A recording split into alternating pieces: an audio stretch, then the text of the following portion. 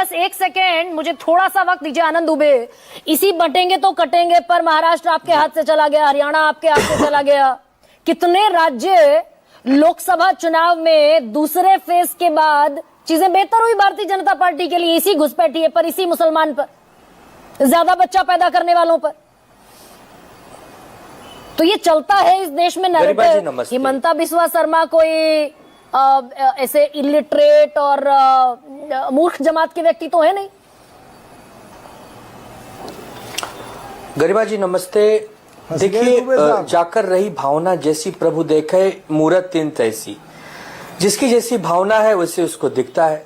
अब आनंद दुबे सबसे पहले भारतीय हैं, फिर आनंद दुबे हिंदू हैं और फिर आनंद दुबे ब्राह्मण हैं। ये आनंद दुबे का व्यक्तिगत मामला है, लेकिन आनंद दुबे के अड़ोस पड़ोस में रहने वाले बहुत सारे लोग मुसलमान भी हैं, बहुत सारे क्रिश्चियन हैं, बहुत सारे सिख हैं, बहुत सारे जैन हैं, बौद्ध हैं, अलग अलग धर्मों के मानने वाले लोग हैं। लेकिन आनंद दुबे को समझना होगा ना कि आनंद दुबे की गरिमा क्या है, उसका चरित्र क्या है।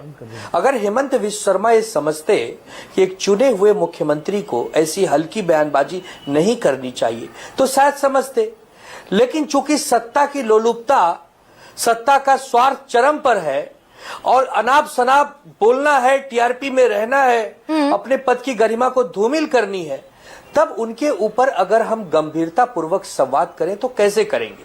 अब आपको समझाता हूं, आदरणीय मोदी जी कहते हैं सबका साथ सबका विकास। इस पार्टी के साथ कितने साल तक थे आनंद दुबे? भाई बीजेपी आज से थोड़ा ही कर रही है। इस पार्टी के साथ 30 वर्षों का साथ रहा ना शिवसेना का। हम तो एक मिनट, बाला साहब ठाकरे से लेकर हमारी पार्टी पे ले लीजिए।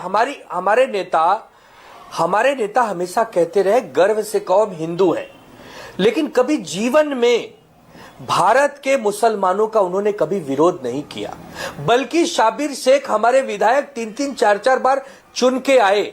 छत्रपति शिवाजी महाराज की सेना में बहुत सैकड़ों नहीं हजारों की संख्या में मुस्लिम धर्म को मानने वाले अनुयायी थे और हिंदवी बाबरी मस्जिद, जिस दिन बाबरी मस्जिद लड़ाई लड़ी 6 दिसंबर 1992 को जो भी हुआ उसको बाला साहब ठाकरे ने ऑन किया कि हमारे शिवसैनिकों ने तोड़ी।